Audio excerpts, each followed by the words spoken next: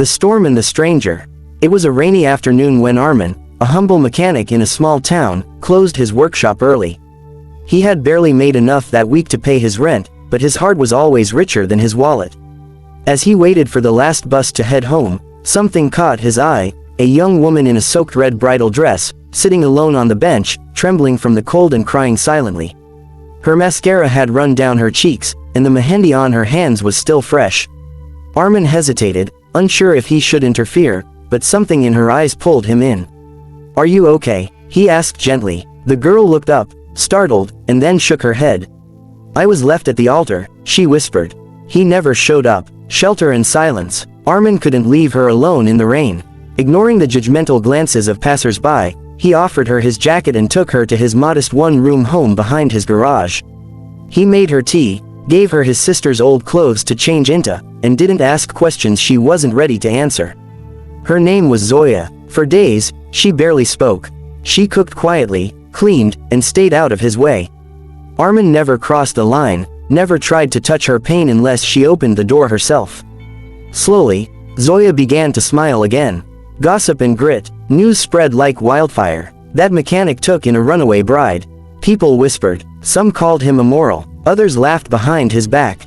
Customers stopped coming. Friends turned cold. Arman didn't defend himself. He worked twice as hard, took small repair jobs, and made sure Zoya had everything she needed. "People will talk. Let them," he told her one evening as they fixed an old radio together.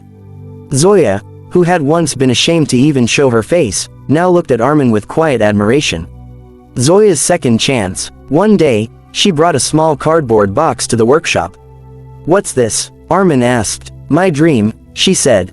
Inside were sketches, beautiful designs of traditional clothes. "I used to want to become a designer. But life happened." Arman smiled. "Then life is giving you a second chance. Let's make this real." Together, they cleared out a corner of the garage. Zoya began sewing. He repaired. Slowly, their workshop became a tailor shop and a garage. Zoya's threads and gears became a local sensation.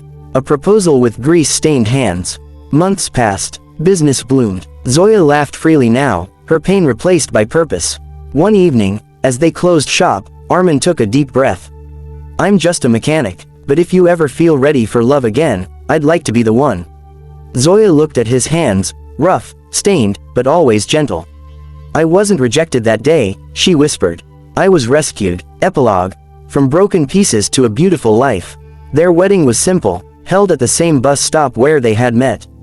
The whole town came, not to mock, but to celebrate. For once, love wasn't about wealth or status. It was about kindness, healing, and second chances.